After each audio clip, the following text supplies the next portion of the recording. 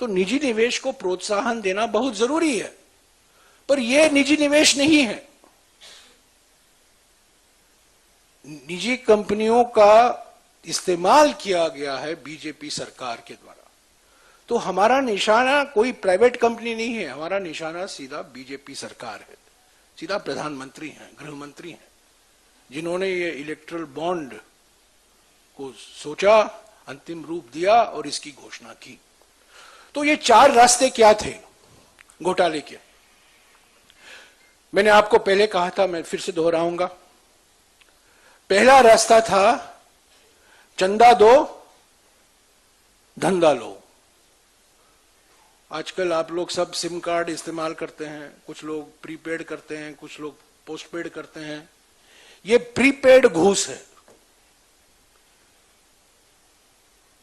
यानी कि चंदा दो धंधा लो, प्रीपेड घूस, जैसा कि आपका प्रीपेड सिम कार्ड है।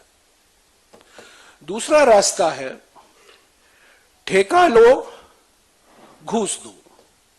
ये पोस्टपेड हुआ, यानी कि पहला आपको कॉन्ट्रैक्ट मिलता है और कॉन्ट्रैक्ट मिलने के बाद आप रिश्वत देते हैं, तो ये पोस्टपेड हो गया। तीसरा रास्ता है हफ्ता वसूली, और ये मोदी सरकार ने इस पर पेटेंट लगा दी है।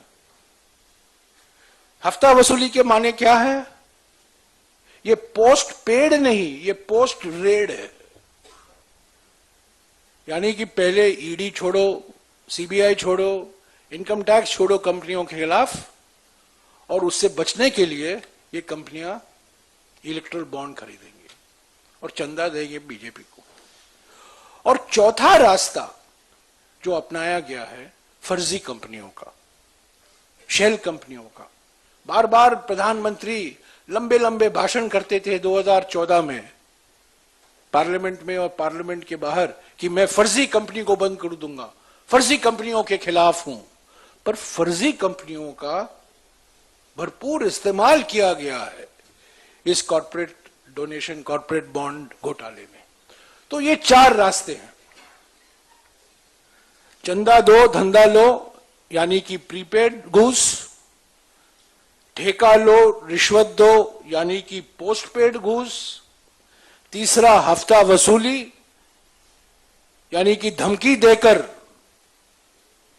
घूस लो, यानी कि पोस्ट रेड ब्राइब, रेड होता है उसके बाद घूस दिया जाता है, तब रेड बंद होता है।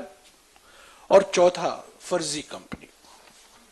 इन चारों रास्तों के जो अपनाया गया है, हमारी विश्लेषण के अनुसार जो हमने विश्लेषण किया है कल, और जैसा कि मैंने कहा सारा डेटा